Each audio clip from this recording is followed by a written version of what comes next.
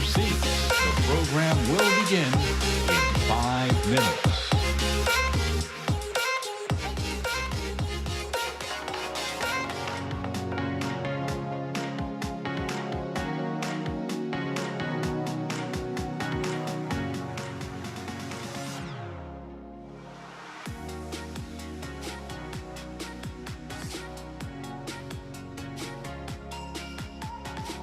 Please take your seats. The program will begin in 5 minutes.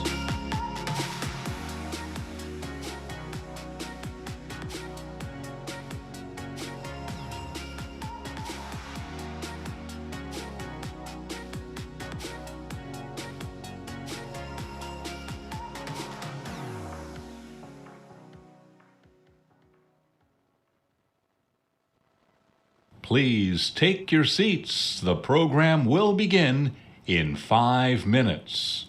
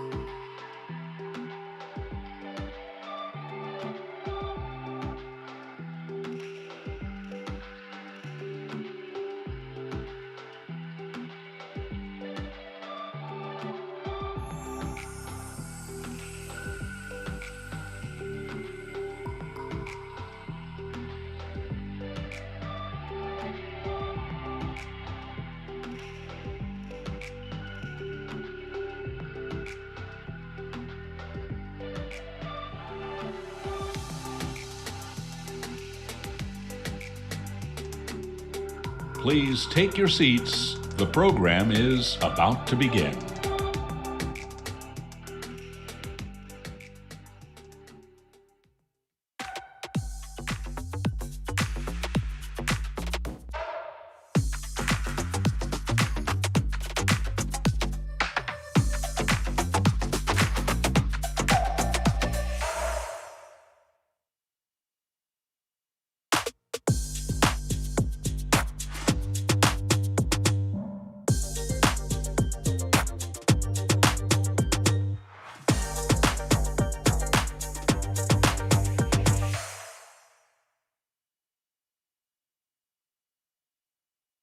Welcome to the stage, Bloomberg's Lisa Mateo. No video? Okay.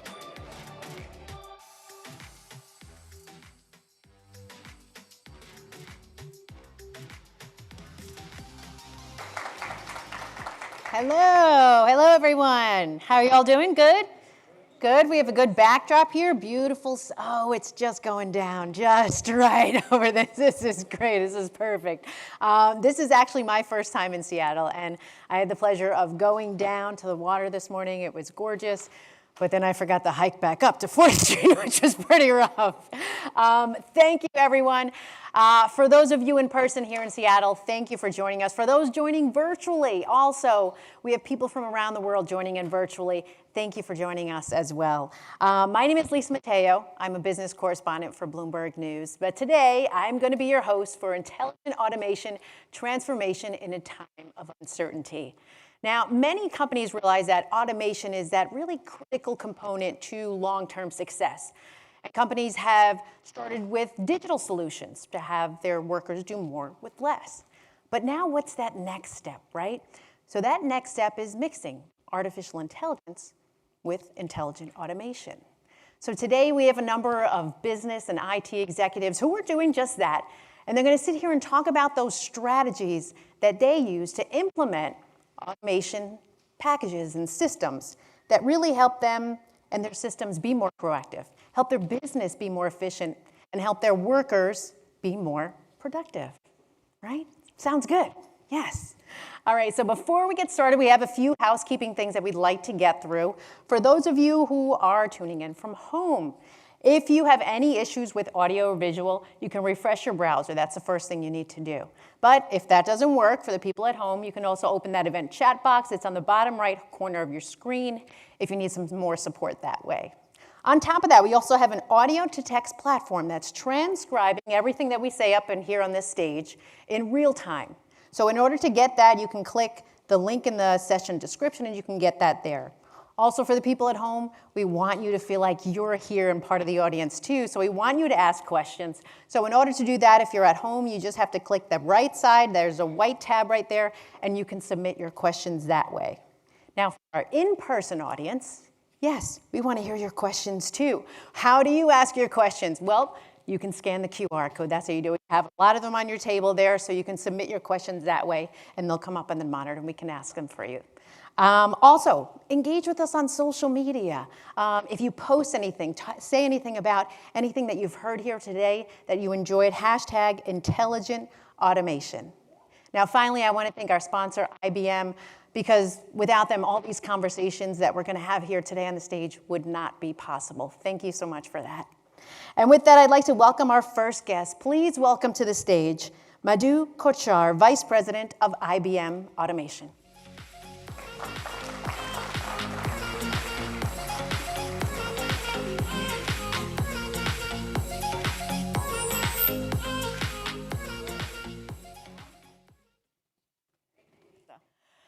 I am Madhu Kochhar, Vice President, Product Development, IBM Software Automation. And I'm truly, truly thrilled to be in this beautiful place and with you all here and looking forward to great conversations. I would also like to thank Bloomberg for helping us coordinate this event. I think you will all agree with me that technology led an unprecedented growth in world economy. But in this modern history, we are also seeing that there is workforce which is shrinking, there's skill shortage, and thus it's adding to what we call productivity gaps. Automation always has been a force multiplier of productivity, and it has come in many different shapes and forms. If you look at the history, what happened with Industrial Revolution, agricultural revolution, right? Manufacturing, supply chain. Automation was at the heart of it. And now what's happening to us is, I would say it's revolution in software. In order for us to avoid the decline in the growth and fill the productivity gaps, I do think we have to look and realize or rethink how work gets done. Hopefully you agree with that. Business leaders out there are looking at how they optimize productivity. Efficiency is important, but I think the more and more focus is on the productivity, right? And right now, we are at that, I think, another historical moment now when generative AI and automation is coming together. which is going to really help us rethink how work gets done differently. We just did a recent study and to say, look, how generative AI and automation comes together, and the possibilities are just amazing. I can imagine among ourselves, we can think about so many different use cases. But I think the most practical usage and the most impact which we are seeing in the organizations and in the various industries, doesn't matter which domain it is in two main themes or two use cases. Number one, in IT automation. And number two is in business automation. IT automation, why? What are some of the challenges there? I think all of us in the room know that even now, we are focused a lot more reacting to the events and the incidents which are happening. Yeah, you would all agree? Still spend a lot of time on outages and money on that.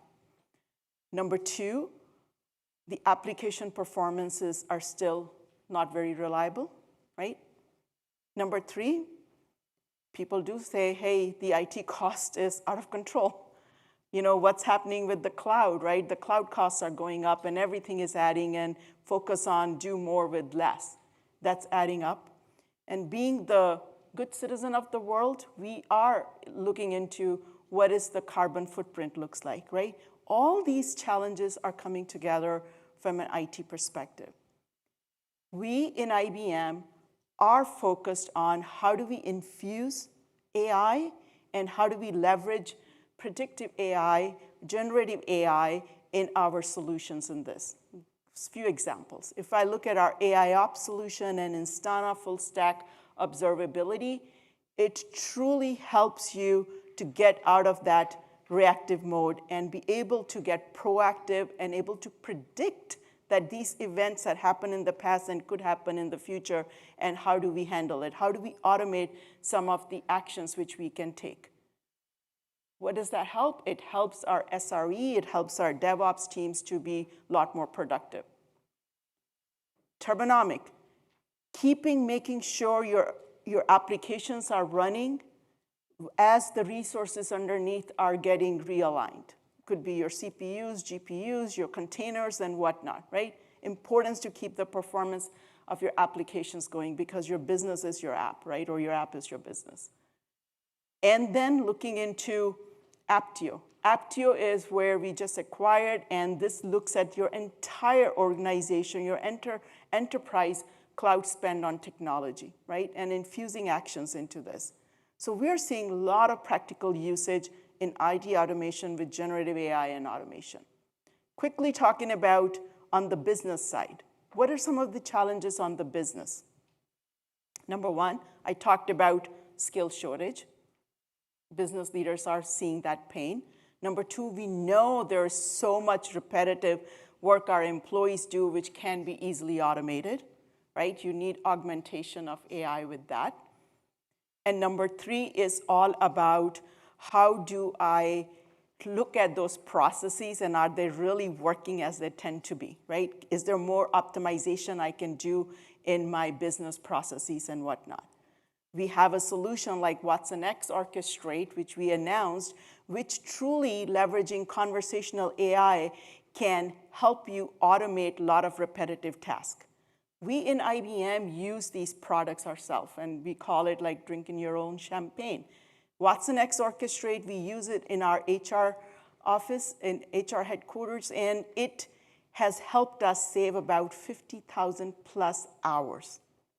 Right? There are multiple examples I can use and talk about. We have tools like process mining, which is like an X-ray on top of your business processes, and you can tell easily, is there a bottleneck in there or not, and where it can optimize and bring it all together with the generative AI to help automate many of those processes.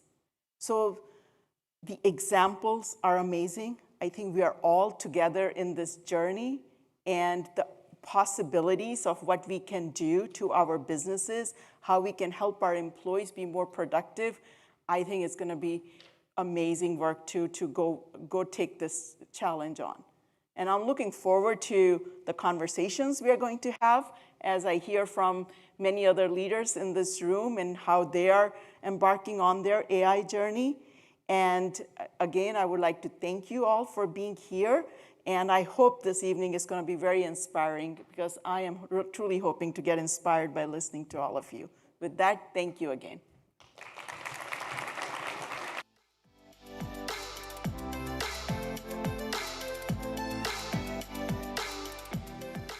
I'd now like to turn the stage over to my colleague, Anna Edgerton. She's going to be having a conversation with a few folks today. She'll be having one with Durga Maladi from Qualcomm, Sri Santhanam from Experian, and Sarah Baezi from Providence.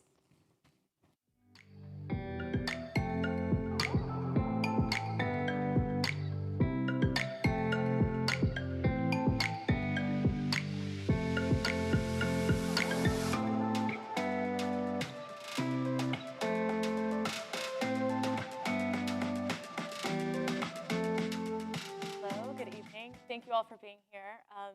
As we know, AI, machine learning, is not new. But this year, with the explosion of consumer-facing generative AI products, there's a lot more awareness of the way that AI can be used casually, the way it can be used for business. And one thing I'm really looking forward to in this panel is just seeing how AI and automation is being used in such different industries to show that this really is an economy-wide transformation. So, Sri, I was wondering if I could start with you, because I wanted to ask, as Experian has been an innovative company for a long time in an industry that's all very highly regulated. So, as a lot of other AI applications are kind of trying to figure out how they're going to be used, looking at maybe a stronger regulatory environment in the future, how is Experian kind of navigating that in financial services, credit decisions, these very important moments in people's lives? Well, thank you for having me here, Anna. I think it's a timely question. As context, Experian is a big data company, has among the most valuable data sets on the planet. And a big part of our mission has been financial inclusion and driving impact with consumers and businesses. For us, AI is an important vehicle in driving that impact. And for over a decade and a half, a couple of decades, we've been utilizing AI to really further our mission of financial inclusion. A couple of examples come to mind. So first, at the core of it, if you look at risk-based lending and credit, it's an area personally close to me. As an immigrant, I found myself in my early days experiencing a life with my parents where risk-based lending didn't exist, and we had to really look at collateral. So using the power of AI to get much more specific and surgical in lending is an important application that we use. Now, as you do this, it's really important that we follow regulation, we adhere to governance around fair lending, and most importantly, we explain decisions to consumers. And over the last 2 decades, we've developed a set of capabilities and techniques to be able to do that. We're also starting to bring this to a large number of lenders and democratizing this. One of our products called Ascend Intelligent Services really brings the power and the capability of machine learning in underwriting and lending to a number of players across. So that's a key area. Madhu talked about generative AI. We see generative AI as having a tremendous amount of potential in really amplifying the power of our data towards financial inclusion. One of the areas we're starting to look at its application is, as Madhu said, in business automation. We have a dialogue with a number of consumers every day, helping them with credit education. And we do this through conversations with people, conversations with websites. And the questions we're asking ourselves are how generative AI can really help improve that dialogue, help us do more faster, and help consumers get educated on their credit. So a lot of potential, and I share Madhu's excitement on this space. Lots to come. That's so interesting because there's a product element and there's also kind of a productivity element. Yes. And Sarah, I wanted to ask you about that because in healthcare, I think some people, think of healthcare as providing a service and caring for patients, but it's also a business.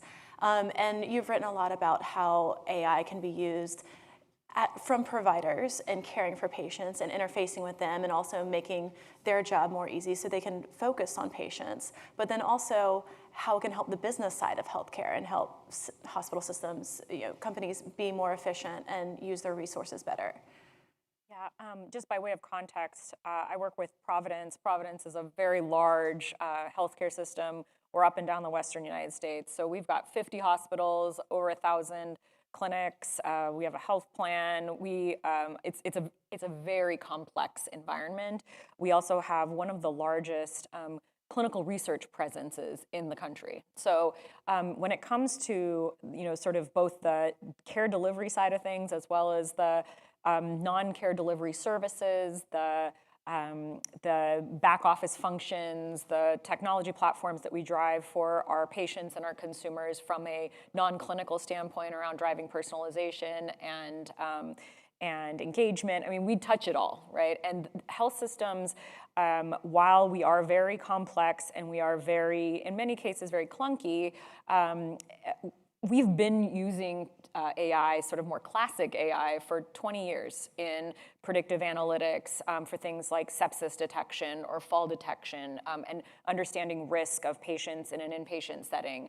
We've been using AI for clinical trial enrollment and finding folks out there in our communities who might need us. But now with sort of generative AI and and we'll talk a little bit more about this, I know, in terms of where we think things are different, we've amped up our efforts in 4 domains that kind of cross both the clinical and the business side of things. The first is just how we support our clinical caregivers, so meaning like mostly our doctors and our nurses. And the biggest opportunity area there, given some of the limitations around the existing legacy technology infrastructure of healthcare, which is one of the biggest sort of barriers, I would say, to innovation in terms of how data flows and those types of things, is around documentation. Documentation, so for folks in the room who've been to a doctor recently, you probably noticed that your doctor's charting the whole time. Like they're typing in, they may not look at you the whole time, and there are reasons for that. The reasons are they need it in order to make sure that they reflect the conversation, that they get coded properly for every piece of what they talked about so they can get paid, and so on and so on and so forth. So that also doesn't stop in that face-to-face encounter. It actually bleeds over into their evenings. They do something called pajama time, where they go home, they take their charting home with them, and they spend time. We actually have looked in our data, and we can see a spike from 7 p.m. to midnight every single night when doctors are charting. So that's a big area for us. Other aspects of the clinical work includes like proactively identifying either individuals or cohorts of patients that we can take, do clinical interventions. The second big domain is around patient and consumer. And what we're working on with those folks, really it's about reaching out to our communities, is access, so supply-demand matching, getting as many folks in as we possibly can, and personalization, so that there is a huge element of getting people to come back because we know who they are, and doing all of this in a self-service way. So self-service is a huge aspect to it. I think Madhu mentioned this, where when we're in this like productivity and efficiency forever in that sort of hamster wheel, if you will, and there aren't any more clinical workforce. So we've got to support efficiency and productivity via self-service. The third area is around back office functions. Supply chain is very complex in healthcare. Finance, HR, all of those types of functions are just like take any other normal business and amplify it with all of the other regulatory requirements. And then lastly, how we support our knowledge workers and our workforce. So with things like co-pilots and we're looking at all of these different domains and trying to experiment in a contained way, while we also balance how do we deliver some value pretty quickly. Sorry, that's so funny that you would mention the kind of taking the work home, because I remember growing up, my dad is a heart surgeon, and he would come home, talk into his little recorder, and then give that recorder to his office manager so that she could type up his charts. So automation could have definitely saved some man hours there, and you see how that could really make a difference in utilizing resources. Durga, if I could go to you on kind of where AI goes from here for the consumer. Right now, these are applications that we're using on our desktop computers that we are using in certain settings, but Qualcomm is working on bringing that to devices, to being much more immediate. And I would love to know more about what that looks like now and what it could look like in the very near future. First of all, thanks for having me here. So from Qualcomm, I think we are in this age of unprecedented pace of innovation, literally, that's going on with generative AI. If I just compare and contrast as to where we were like 1 year back versus now, it's just tremendous. But we are on a singular mission to bring generative AI into every kind of device that we can think of. Okay, we typically relate to things like smartphones and laptops, but going beyond that into IoT devices, into automobiles, into every kind of a device. And a natural question that comes up is, why? Why do you have to run it on device? I mean, what actually is the real driving reason for it? There's quite a few of them, and if you kind of think in terms of there's plenty of studies that have been done and published articles in terms of if you truly want to scale the full potential of what you can do with generative AI in the cloud, it actually becomes cost prohibitive and it's not very energy efficient. There's plenty of studies in that. I don't want to go too much into it, but that's actually a very important vector. The second part that's actually critical is what we've been calling it as immediacy. You want to have the responses coming back from everything that you're running with generative AI as fast as possible. You might or not have a connection to the cloud, and even if it is there, every millisecond matters. And in that sense, immediacy becomes very important. And that's something that you can always run on a device. You can actually immediately get that response. The third one is a little more subtle, but it's about privacy and security. There's lots of data that we don't have as much of an issue in terms of just storing them on the cloud. That's not a problem. But when you get into a lot of the personal data, medical data, company confidential information from enterprises and whatnot, you don't want everything to be on the cloud. You want something maybe on premises, but some things which are literally on the device in itself. So that matters. So there's a reason for then running it. So then the natural question is, okay, I get all of that, but still, we are talking of these very large models, aren't they? I mean, these are like billions of parameters, and can we seriously run them on devices?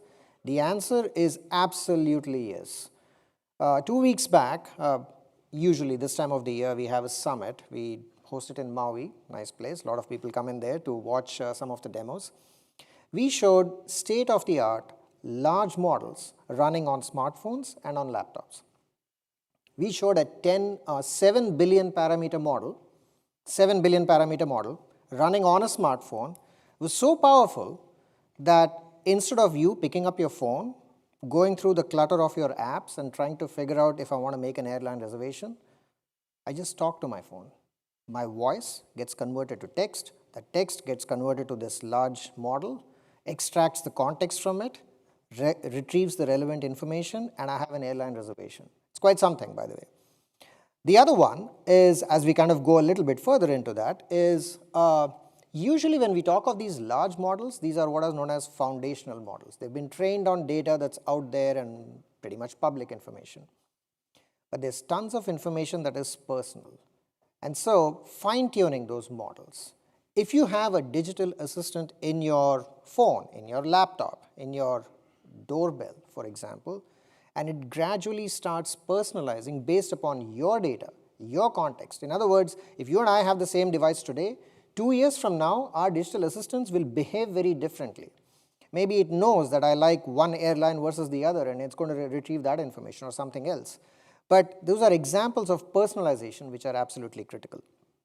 And finally, this is not just about consumer use cases. What I talked about over here was consumer use cases, but productivity use cases are becoming equally important.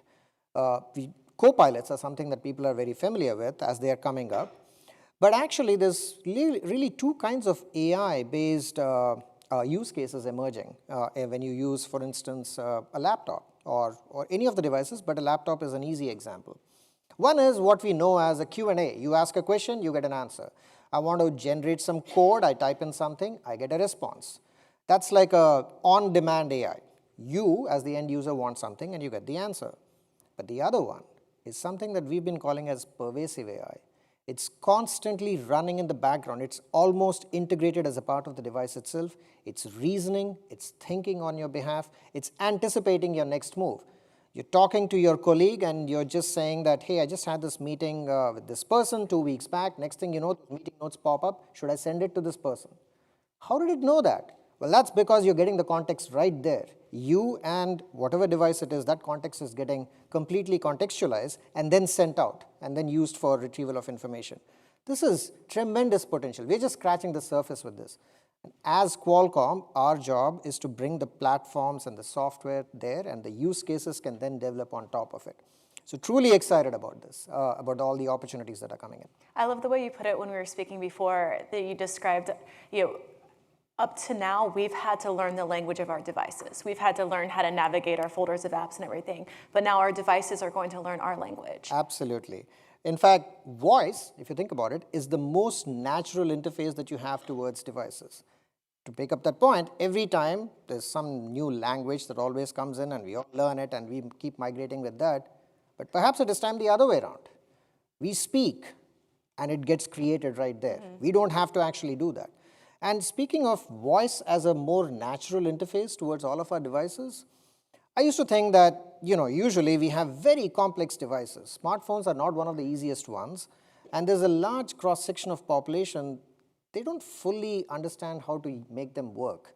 I've had conversations with some people, like elderly people. It's very easy. And historically, what we have done is simplified the devices. I would argue that's not the way to do it.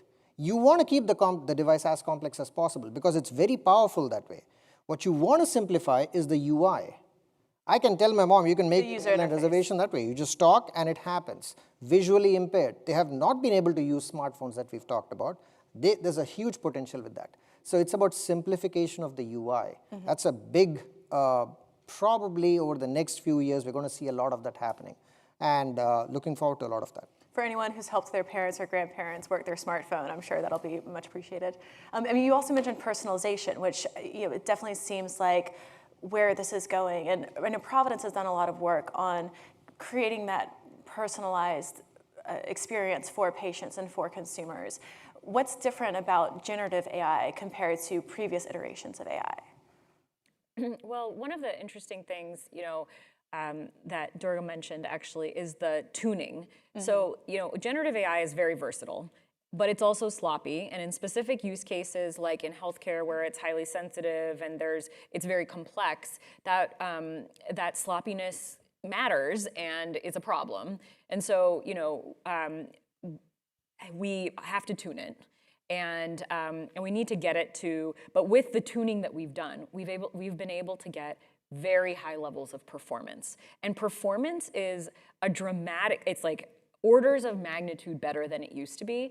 And when I say performance, like I'll give you all an example, for instance, is natural language understanding, which probably most of the folks in this room kind of have some understanding of what that is.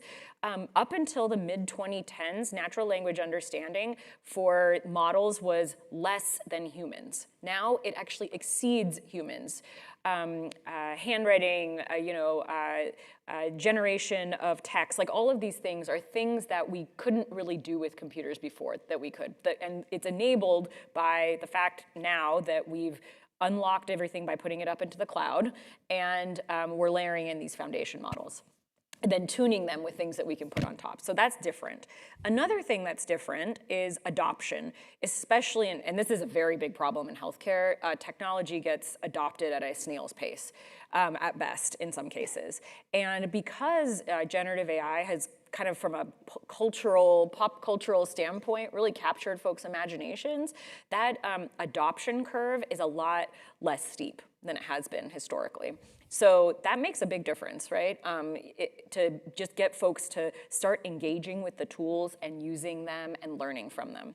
And then the last piece I'll say is related to that is sort of the democratization of the tools.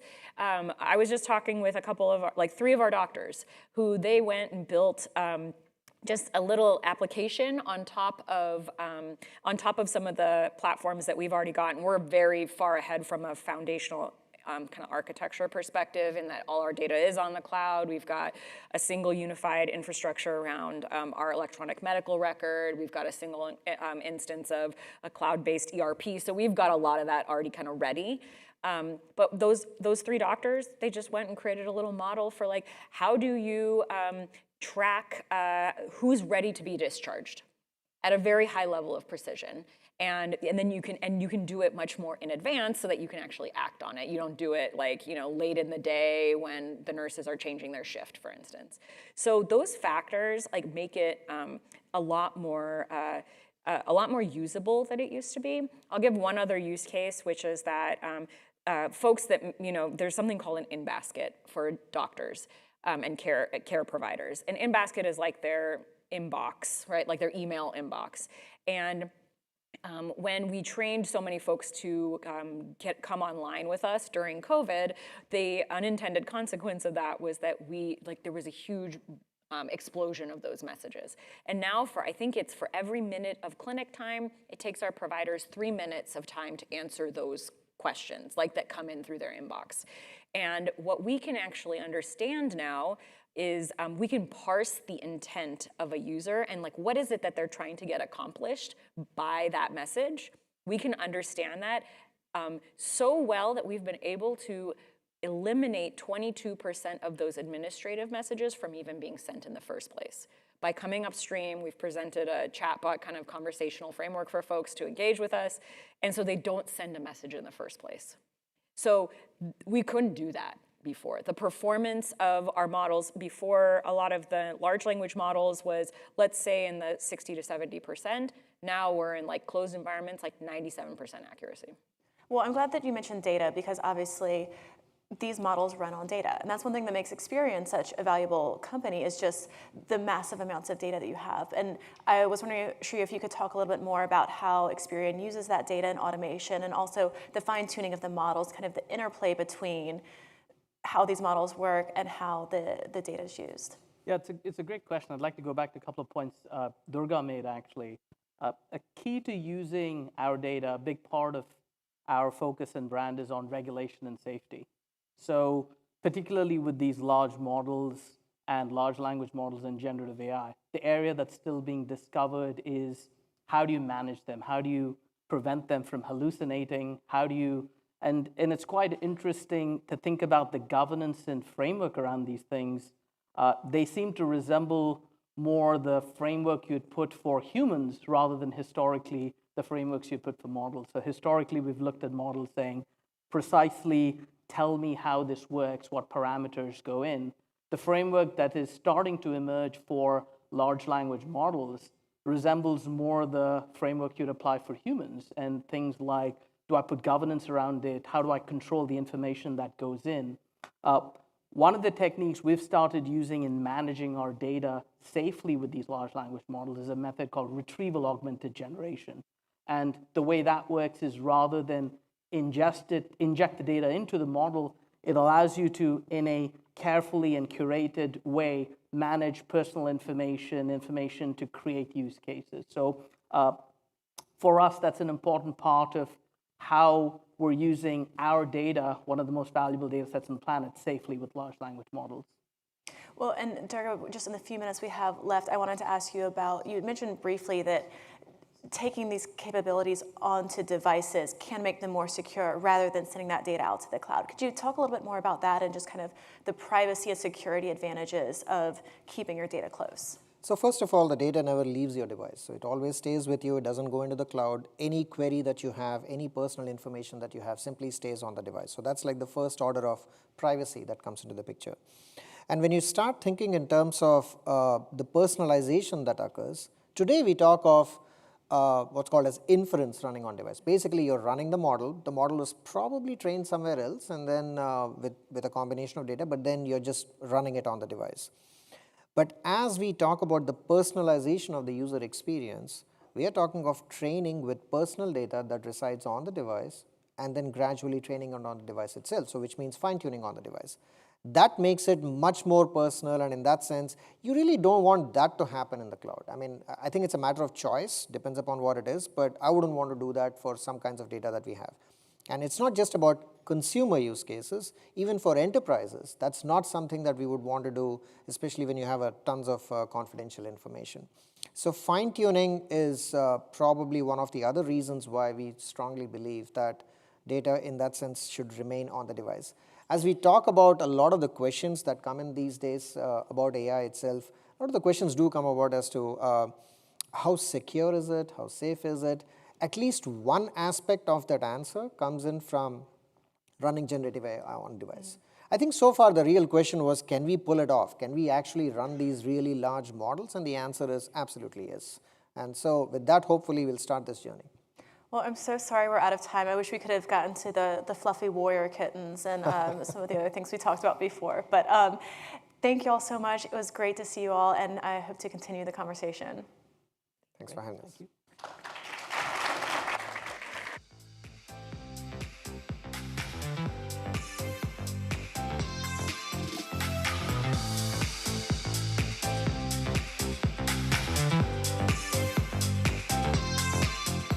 All right, well, now going to continue this conversation. Please welcome to the stage, we have Edward Adams, who is editor, Bloomberg Media, and also someone you've already seen and familiar with, Madhu Kochar with IBM Automation.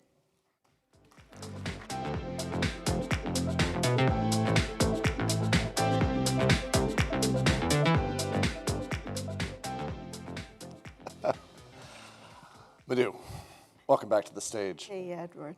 We wanted to talk a bit about this survey that you folks have recently conducted of over 20,000 C-suite executives in 11 different industries in 21 countries around the world, a real global effort. Before we get to the findings of that, I wanted to first ask you, why now? Why ask them about AI today? What were you trying to accomplish? Yeah, so I would say 3 out of the 4 CEOs, they think that their competitive edge is generative AI. Really? Yeah. And actually, you just heard in the last panel, it was just amazing to hear their use cases, what they talked about, right? So our interest was all about, we know this is going to work in every industry, in every domain, but how are they starting? Like, what are they focusing on first, second, third type of use cases? Because there are folks out there who are worried about AI because it's trained on certain data. We talked about some data being very private. We do know that data has bias. And how do we all figure all that out and be able to use this AI and put it into production, right? It was just amazing here listening to the last panel as to how they're using it. So our interest was all about where they're getting started, who are the early adopters, and what are the outcomes they're looking for it, right? I mean, we talk about productivity, cost control, changing of business model. Is this helping in my growth in my business and whatnot, right? And during COVID time, pandemic, we understand that every business now suddenly had what they would have done digital transformation in perhaps 10, 12 years were forced to do it in a year. If you didn't do it, you probably don't exist anymore, right?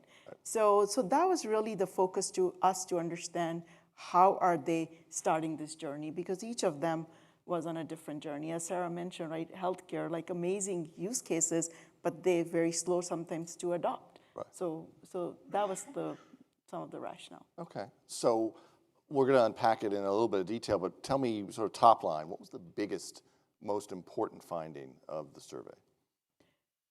What was the biggest one finding? I think I'm going to give you perhaps 2 or 3. Okay.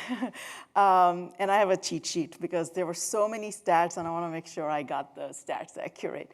So I think the biggest finding was the folks who have adopted generative AI, they actually saw, and I'm not looking at my cheat sheet, they saw 72% growth in their net profit. Really? Yeah. And they attribute that to They attribute that to generative AI because they were able to become a lot more productive. Their employees could become a lot more productive, saving all that time and be able to do higher value work. 14% they attributed of their revenue growth for adopting generative AI. So that was one great finding. The second finding, which I thought it was an aha moment, but listening to the last panel, I think there was a similar thing, overwhelming consensus that using generative AI, the benefits are a lot more better than the risk, right? That was just there. And the third thing, if I might add to it, was there was a verbiage use we call automation, we call automation infused with AI or intelligent automation. They started calling it supercharging automation, which was great. And one of the fundamental things was that they believe that technology is going to lead, no matter which industry we talk to, no matter what type of roles they had, it was very clear technology is here to take them forward into the next level. Interesting. You said there's this group that's using generative AI more than the others are, the leaders of the pack. First of all, how big a group is that? Is that half the people you surveyed? Is that 20%, whatever? And what sets them apart other than their use of AI from the rest of the? I think about 1/5 of them. And I think what sets them apart was really the value they quickly saw, right? The reasons, like I mentioned in my earlier speech, was people who are looking to or worried about skills, for example, right? There is definitely shortage of skills. They use generative AI as a way to help them fill that gap, right? They want to make sure that many of their employees who are doing repetitive work, how quickly we can automate, and what type of AI aid do they infuse into their products, into their solutions, and can they trust the generative AI, right? So they were very, very focused. They took the risk, right? But they know what the outcomes were.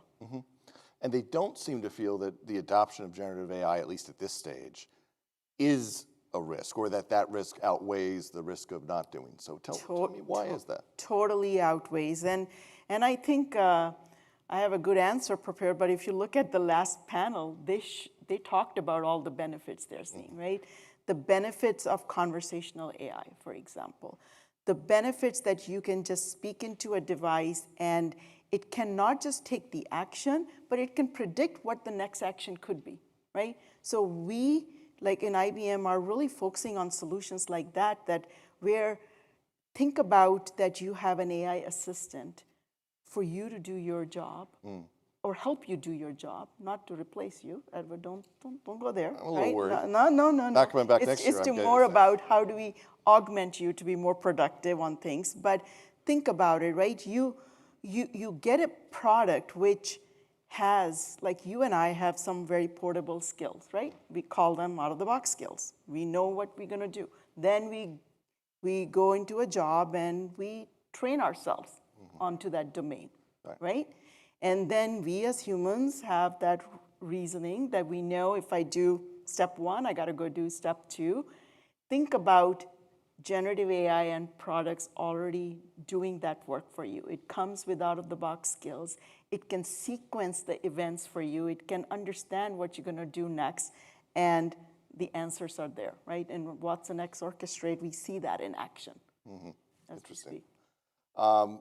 Give me some examples, if you could, about the way in which you've seen AI applied, either by the people who were involved in the survey or, for that matter, at IBM. That's really making a change in the way in workflow and processes are happening. Yeah, so in IBM, it's the largest enterprise ever. You were just whispering to me, like, hey, it's something more than 100 years old. And I'm like, we're 100 years young. We are very, very relevant. We are definitely using our own products to do on our journey for transformation. One example I'll give, I don't know how much of the audience will relate to this, but how many of you know COBOL language? Many of you, yeah. So what's in action, what our customer sees, and then I'll tell you what we see in the product.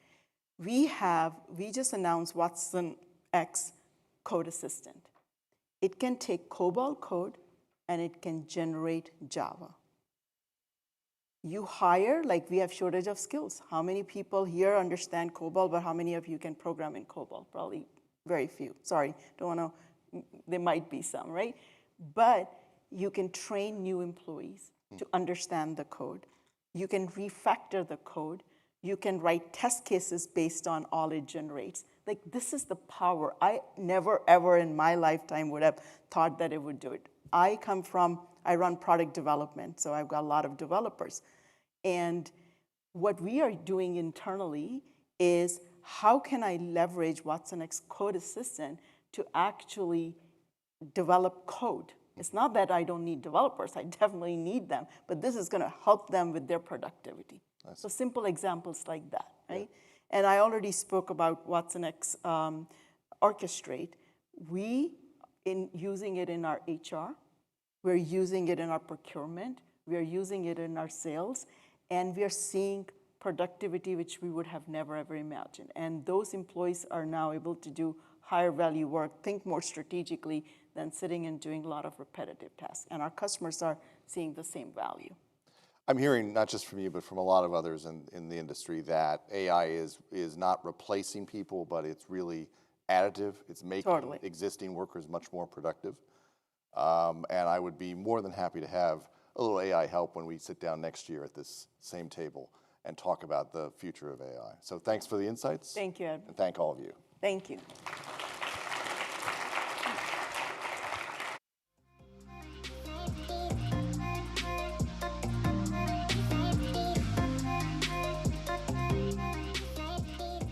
All right. We're now going to focus on one company again. And here to tell us how PepsiCo is leveraging AI and intelligent automation to run one of the world's largest food and beverage companies. Please welcome to the stage Gayatri, Narayan from PepsiCo.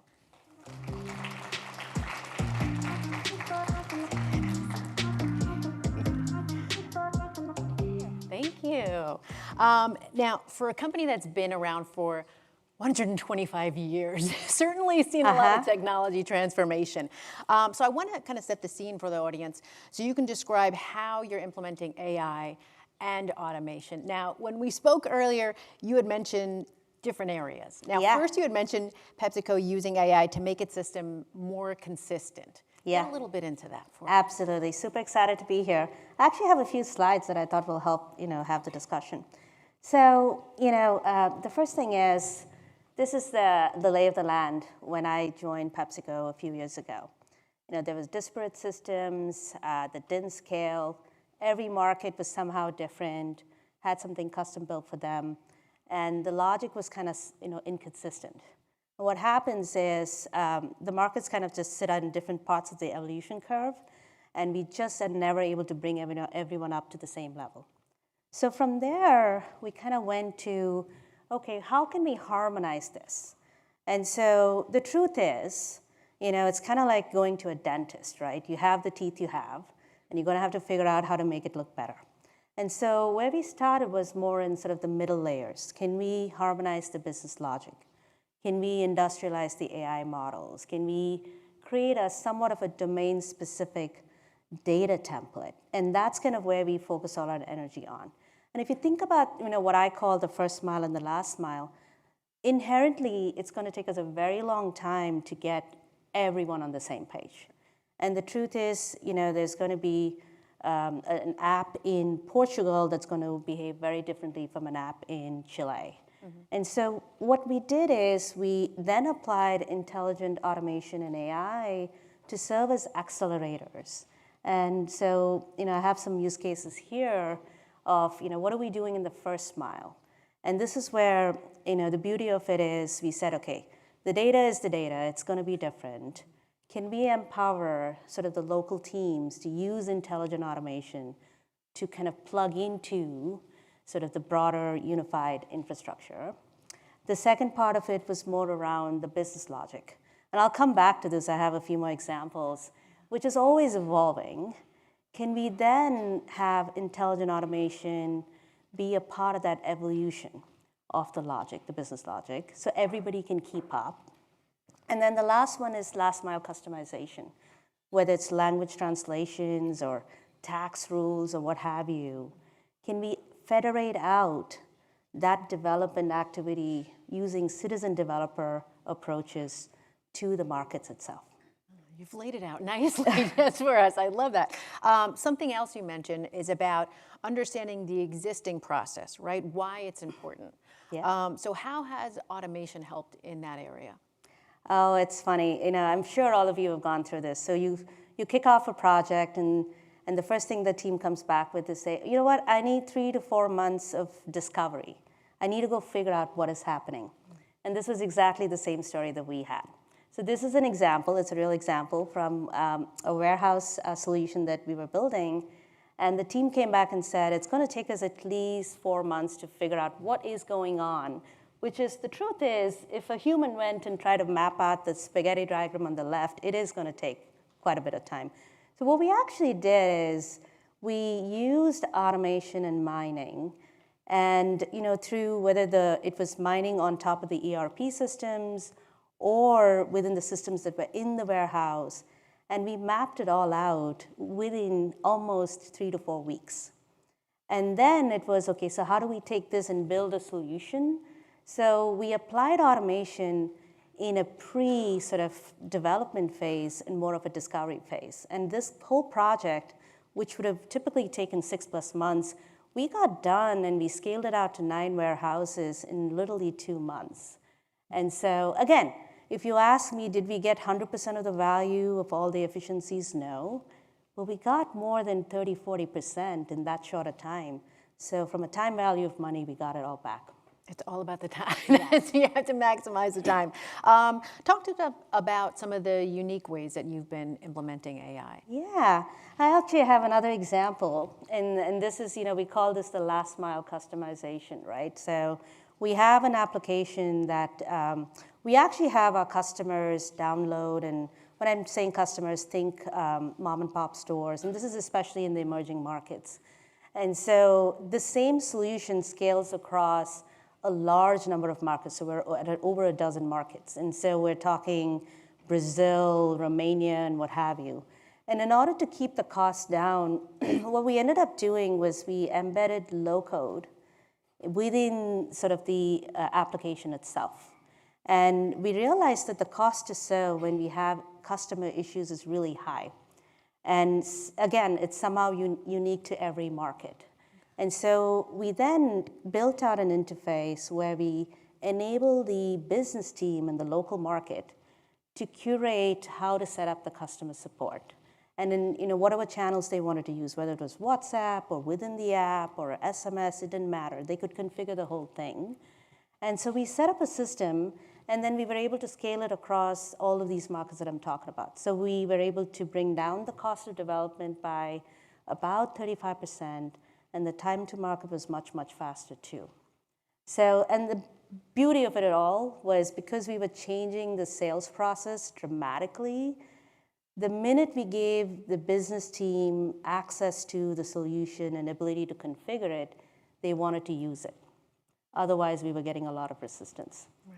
Now, you touched upon something there, cost effective, because it's an investment. Investing in technology can be a big price tag for a lot of folks. So talk to us about how you've gotten that ROI and how you've made it cost effective for you. I mean, it's 2 vectors, right? For us, it is speed to market. How soon, if I put $1 of investment in now, can I get the ROI, which is whatever the multiple is, as soon as I can, right? And so gone are the days of, it's going to take us a year to take this from discovery to deployment. We're actually operating in quarters or less than a quarter. So we go pretty fast through, okay, can we get something of value out there? And then we keep evolving from it. The development is extremely modular. Everything is a Lego block, right? The logic within the block might change, but then we reassemble the blocks and redeploy it elsewhere.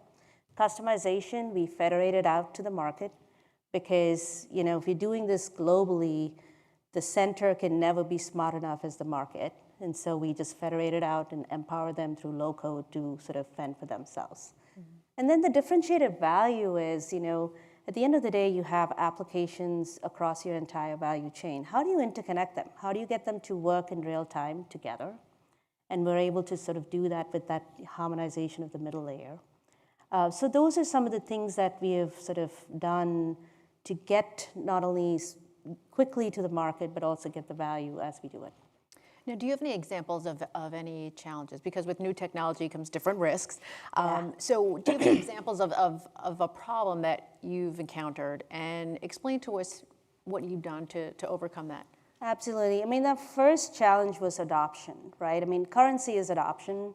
So how do you, take a company that's, sort of operated the way it's operated and say, guess what? Now we're going to have self-service. We're going to have the store owner place the order. The salesperson needn't go to the store and do that. So for that adoption piece is where, some of the strategies I touched on, which is empowering the sales team to actually curate the solution on their own, allowed us to drive that adoption. So that's one example. The other one is human in the loop, right? So this is an example where we said, okay, you know what? Instead of having the salesperson with all the logic in their head figure out how many units to order, why don't we have an AI model do it? And then it was like, oh, I'm not sure about this. It's a black box and what have you. So we then sort of had a more incremental way. So it was like first launched as a suggested order, and then it was improvements to that, and now it's an auto order. And so it was a little bit of a journey to get there. And the last one is the cost, right? I mean, like I said, going back to my dentist analogy, I would love to have the teeth on the side and an open mouth and just put it all in the right place. It never happens. So how do you then sort of work with what you have, but you keep your costs low?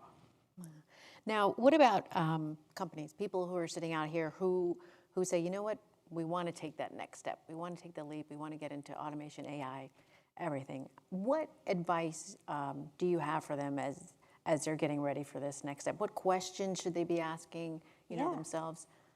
I mean, the first thing, and I faced a lot of resistance with my own team on this one, is operating in the continuum of pro code and low code.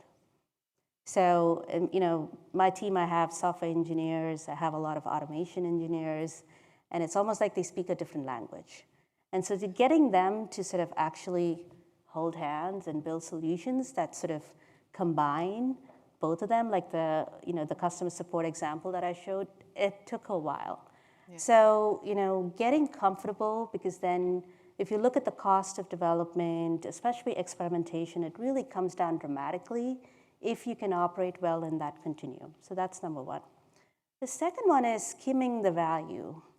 And this is where it's always like when we go through our planning process and we're going through the budgets and whatnot, I always say, we're going to get value in Q1, Q2, Q3, all quarters, right? And we'll give sort of a staggered amount. So it's very important to be able to go from start to finish fast enough so you can at least have these proof points of, am I going to get the return on my investment? So that's the second one. How do you design your solution towards that output? And then the last one is, how do you disrupt yourself before getting disrupted?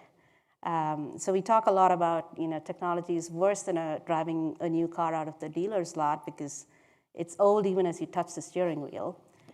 So that's where, we have a couple of things we do intentionally. One is, we have this Lego block model that we apply quite a bit.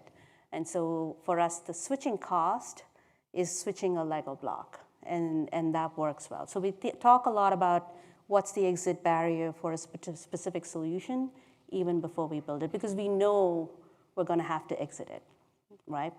And then the second one is we actually have a structured program with startups where we intentionally embed really nascent technology and logic, and then we test it out, we experiment, and we see if it has any legs.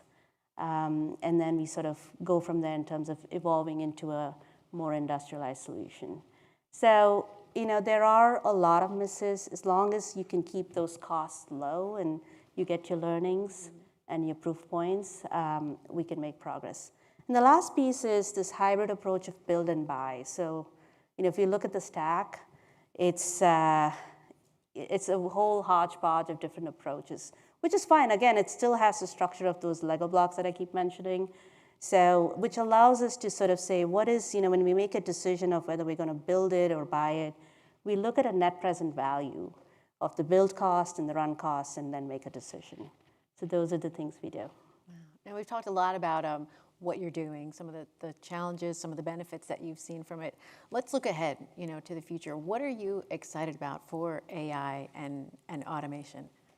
I mean, I am so excited. I feel like we have finally arrived, right? I mean, Madhu gave some really good examples too, is some of the long poles we had in technology, which is talent, the training needed to be able to code in different languages, and being able to interface and integrate with different systems.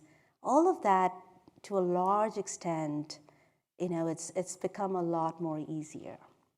So now companies really have no reason to embrace the transformation and, and be able to sort of do it in a cost-effective way. And so for me, it's like being like a kid in a candy store with a ton more candy. And so, it's very exciting times for us. I want to get to one of the questions now from the audience. Yeah. If they could scroll up a little, it's the one about the high school senior who's interested in a career, because I think this is interesting. We've talked a lot about what people are learning, let's say, at the college level. Should they be learning about this at a different level, at a younger level? And this is the high school senior interested in a career, data science, AI. What advice do you have for them? Bachelor's degree, what should they look for? So they're starting younger and younger, and that's a good thing. Taking it all the way back, you got to get really comfortable with math and logic, right? Because it is input, output, and the system does something. In terms of the degree, I almost feel that it is not as important. I mean, there's a lot of things that you can learn on your own, but if you are super interested, whether it's computer science or data science, getting a technical degree certainly helps, right? The one thing that I will add, and I see this with with the teams that I've led, is even if you're in a very technical space, being grounded in the business and the business outputs is so, so important. Yeah. Because otherwise, I've seen teams and organizations spend millions of dollars. It's kind of like technology for technology's sake. And there's no point in that. So knowing the art and science of applying technology to get to that ROI or the outcome is very crucial. So I would say, yes, I have an undergrad and a master's in a technical side, but I also have an MBA. I think I came full circle when I got the business view. So we've been talking about the future, what you're excited about, but what challenges do you see ahead? I mean, there's so much talk about regulations and things like that. We had the Biden administration who put these safeguards now around AI, that executive order. What challenges do you see coming ahead too for AI? I think the responsible use of data and intelligence is very, very important. And there's a lot of ways in which companies can sort of set up some tenets and guidelines and adhere to them. And actually, the technology allows us to do that. So, for example, we had sort of the solution that there were multiple third parties that were integrating together. And each one of them wanted to keep their data private, rightfully so, right? And it was also regulatory concerns that the data starts to merge, there's anti-compete issues and whatnot. And so we actually instituted an eyes-off AI model setup. So, we didn't have any data scientists looking at the data and building the models, and we were able to sort of do this in an opaque way. And we also had, human in the loop. So every individual company had a way of validating if the model outputs were in line with their expectations or not. So coming back, it's very, very important that, organizations and companies decide what are the guidelines and what are the rules that they want to apply. The technology will do whatever you want it to do, but it's crucial to know what you want to do. Good point. Gayatri, thank you so much. One more time. Let's have it for Gayatri from PepsiCo. Thank you. Thank you. Excellent. All right, now we're going to talk about how technology executives, how they're creating these projects that deliver transformative change. So please welcome to the stage right now Brad Surak from Boeing Global Services and Taylan Yildirim from Ericsson.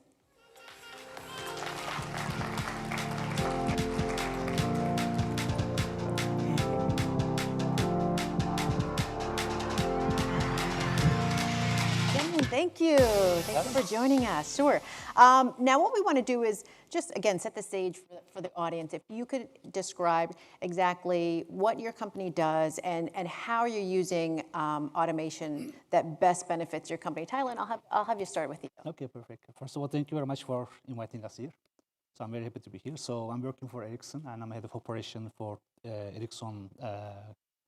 So basically, if you look at Ericsson, we are providing telco solutions for the most of the operators around the world, and it's mainly focused on infrastructure, software and services, and we are providing our solution to our customer to handle their solutions.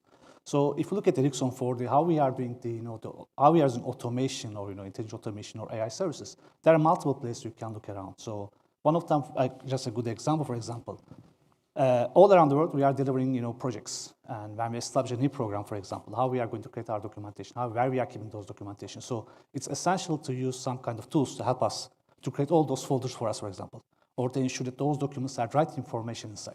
So this is just from the project management perspective. But if you look at the operations side, we use more automation everywhere, on the execution of the deployment or testing and different places. But I think one of the key things which we are using on the recovery process of the failures. We are all humans and we make mistakes. So if you look at from the operation perspective in Ericsson, for example, how fast we recover is very important for us. So we use automation to recover fast, because when you have an issue, we have an issue on the system. The key thing is basically you have a problem. You have to fix it. And if you wait human to make this fix, they made a mistake already. So if you have tools to help you to automate and roll back or fix the problem automatically, that will help us a lot. So in Ericsson, we are using different places from the operation or the project management or execution, and we are deploying different solutions to help us to the automate stuff. We have also one initiative we call Lighthouse. So all the improvements which we are calling Lighthouse, we want to select certain ideas to improve our way of working and help us to solve the solution. So maybe that's the answer for you. Thank you very much.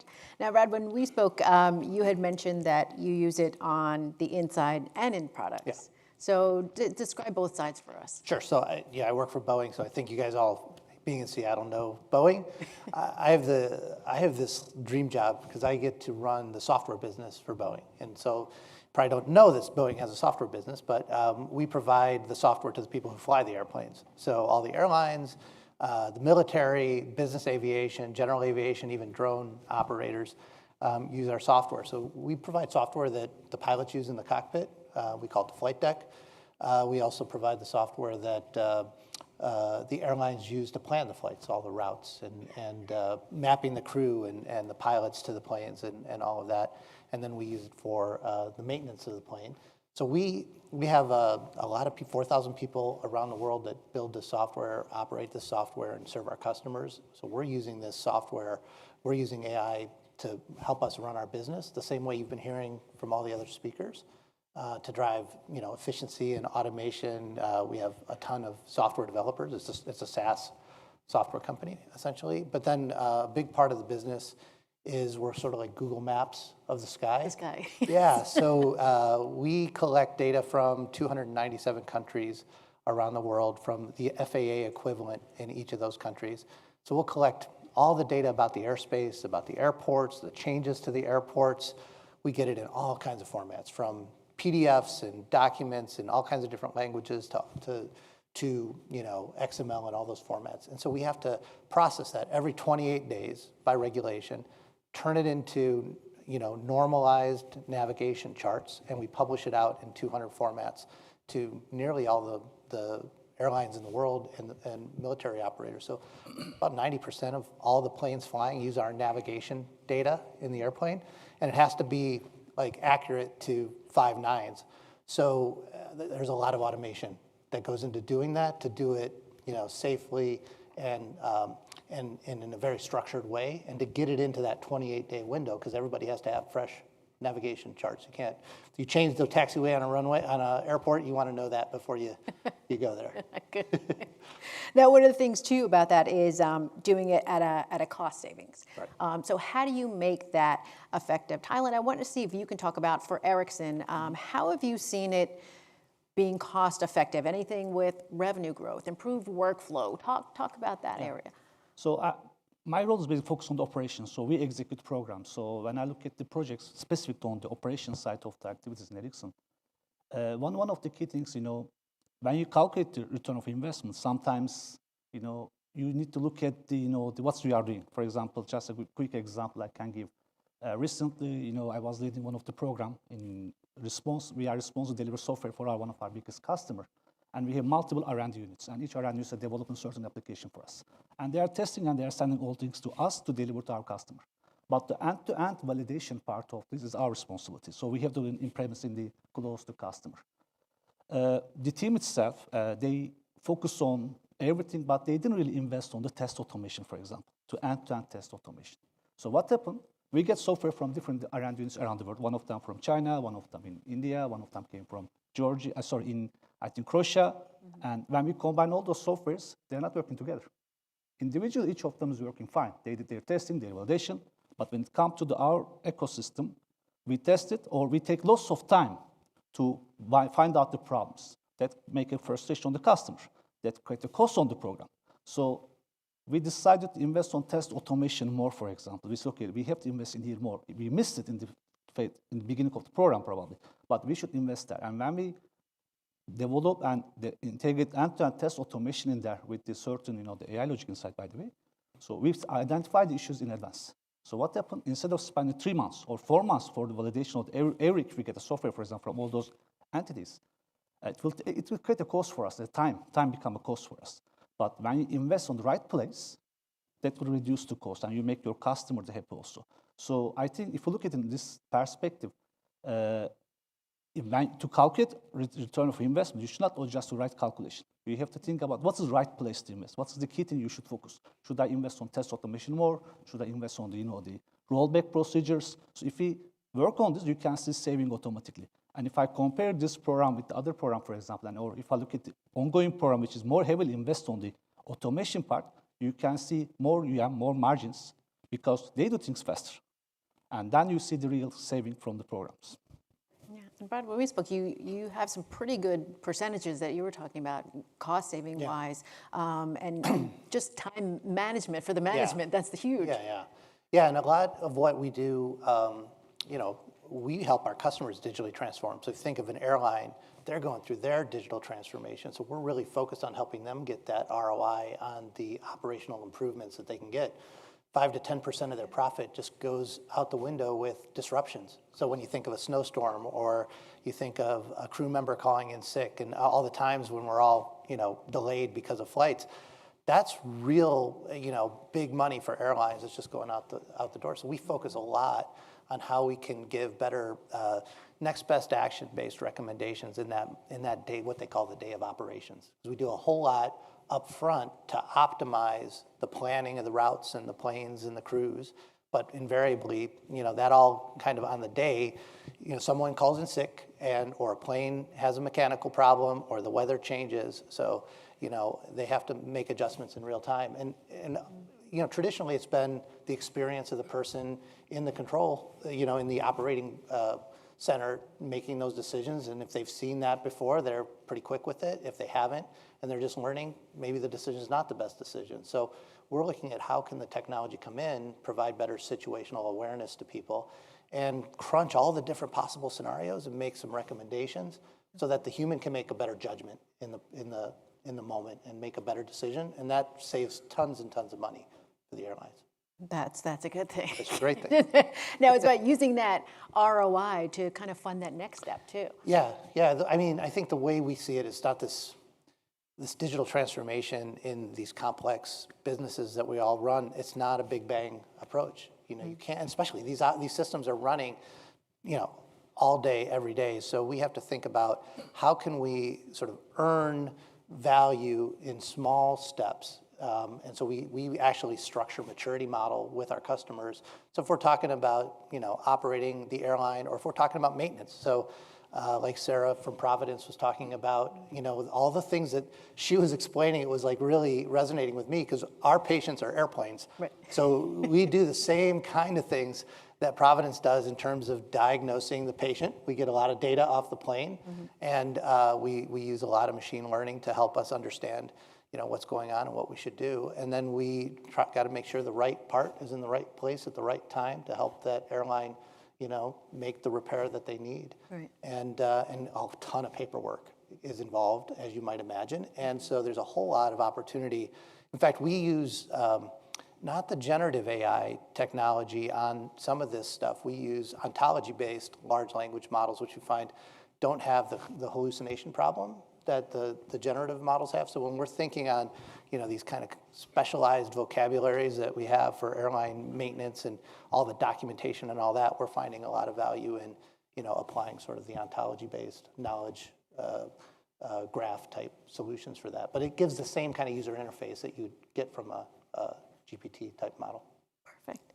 And Taylan, when we spoke, we talked about some of the challenges, and you gave some great examples and how you've kind of overcome them. If you can dive deep into that for our audience. Yeah. So one of the key things, people are probably afraid about that, AI will take their job or automation will take their job. Recently, we have a customer conference with our, with some of our customers, and one of the key things which they are telling us, we are expecting from our vendors to make a stability on the network. So if you make stable everything, we can innovate more. We don't need to do, we can innovate more if the things are stable. So that's I think one of the challenge on the people mind. We have to train them that how we can make people feel that if we take the burden from them for repeatable things, then they can think about what is next. They can think about what is the next solution which they can serve their customer. So that's one of the challenge for the the human perspective. So to mitigate one of them, I believe we have to communicate more. We have to discuss about. We have to train the people. We have to give a knowledge about what is the automation, what is the AI, to do all the levels, not limited with the engineers. You have to train and explain to them what we need to focus on, and then they can start to to handle the situation. I think this is one of the challenge which we see. People just a little bit stepping back when they hear that, okay, well, we will lose our job. I think this is one of the key things I believe. But if you ask me, I think when you listen to all those colleagues in here, it will give us an opportunity. It will allow us to do the things differently instead of repeatable things. Just one example, for example, right now in my accounts, we are upgrading systems, thousands of servers. And every day there is a maintenance windows. Every day we are upgrading something. And people are repeating the same stuff. So instead of they focus on this, if we're able to use our automation tools to deploy, validate, and if there's something goes wrong, they will fix by themselves. Then those teams can work on something, as those are smart people, they're engineers.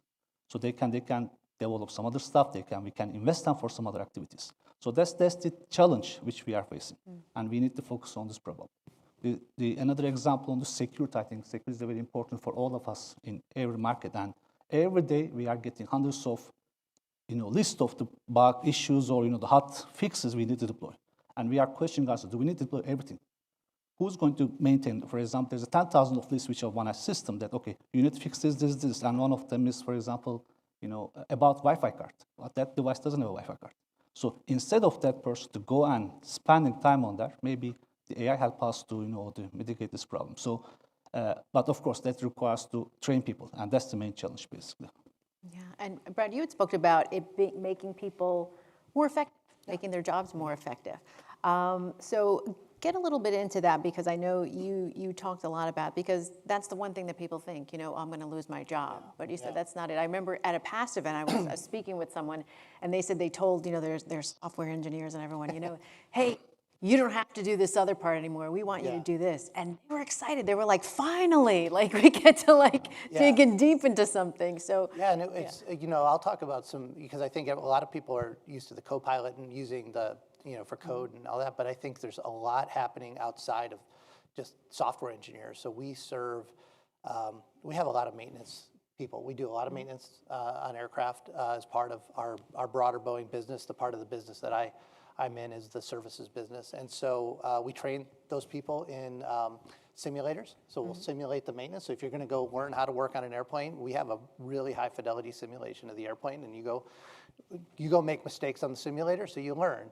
Right. But we can actually put reinforcement learning into the simulator, so we can start to understand how are people, what's tripping people up. Like when we send people through training, we can start to understand more about, are the procedures maybe can be simplified, or then we can start to bring some, using some of the other techniques like the large language models, we can start to take these complex maintenance procedures and we can bring them into the moment that you're doing the repair. So if we learn how you're doing in training and maybe where you might need some help, we can guide the repair in the moment that you're actually doing it.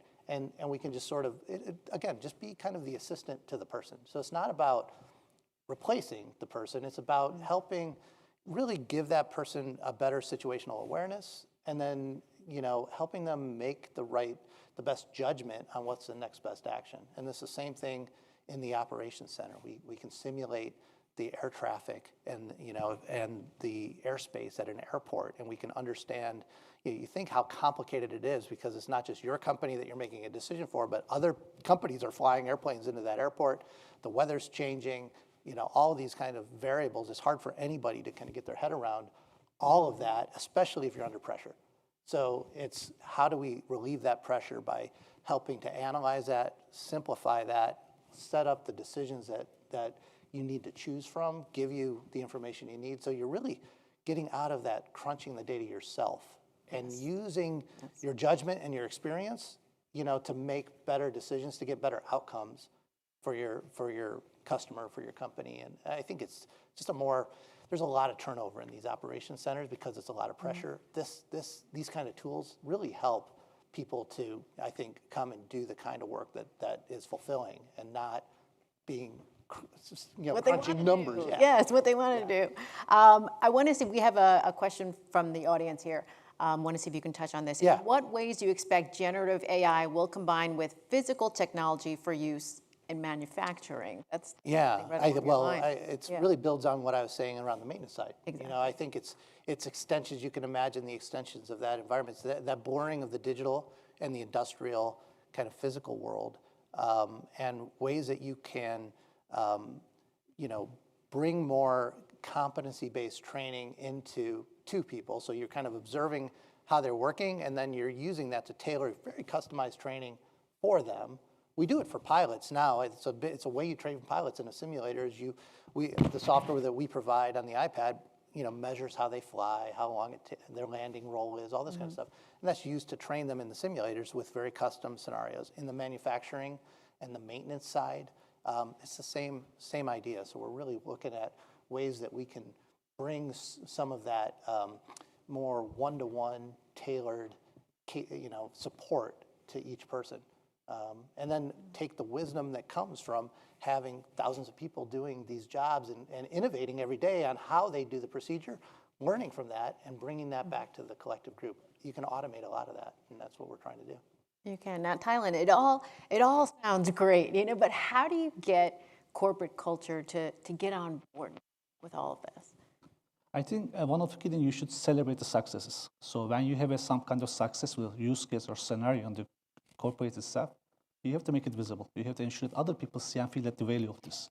So if they start to see the value, then they start to accept and they will start to think about how they can use by themselves also. So if, when we have a success in Ericsson, we like to celebrate and we like to share with other programs, other accounts, other places, so they can see and visualize and they can reuse it. And they start to think of what can I do in our site also. So the data which you have should be accessible internally. That's, I think, one of the key things. You have to ensure that the data or the solution which you are providing, it should be internally reusable. And you have to think about it and you have to celebrate it. I think that's the key thing.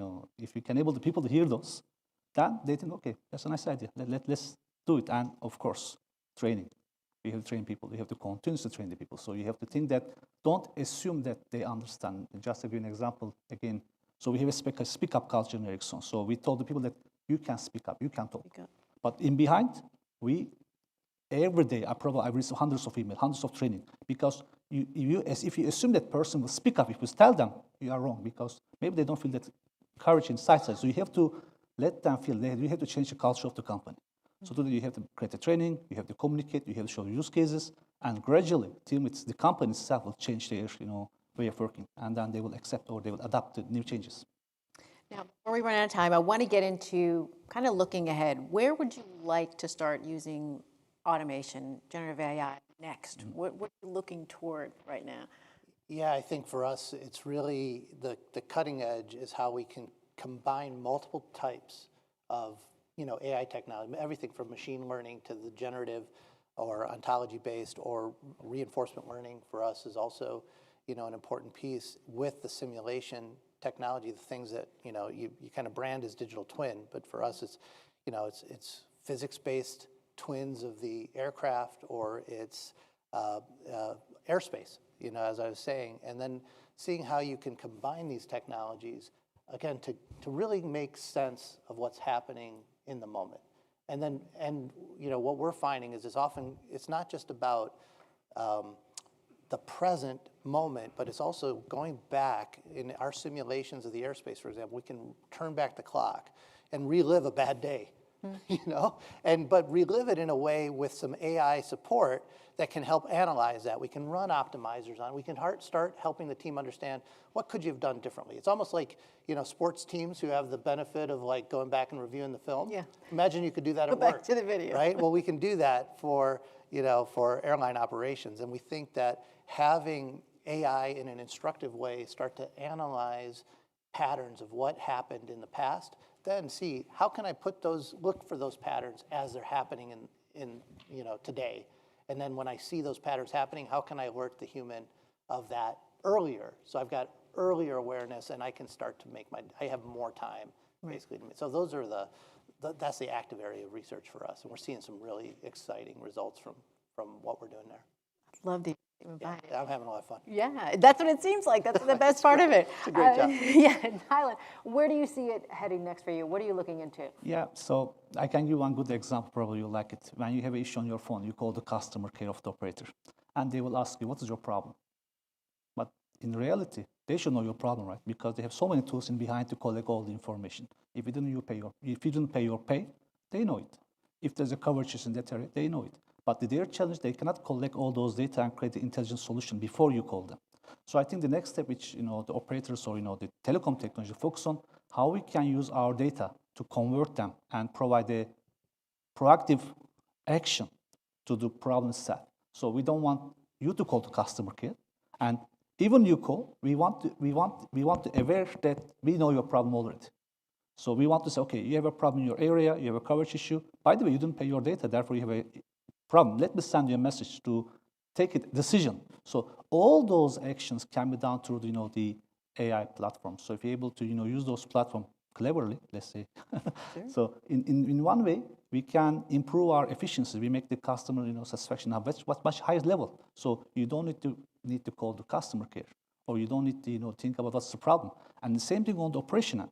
So you don't want someone else to call and say, okay, we have a problem here, fix it. Maybe the system already knows to get this information from the data and take a decision on behalf of you.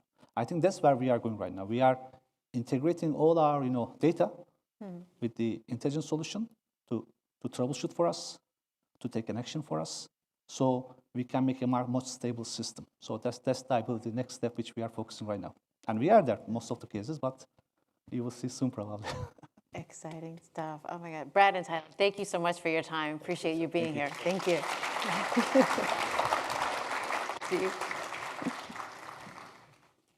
All right. Whew, my head is spinning right now. So much information going into here all at once. Thank you all for joining us. This has been a really great conversation that we've had up here for today for intelligent automation, transformation in a time of uncertainty.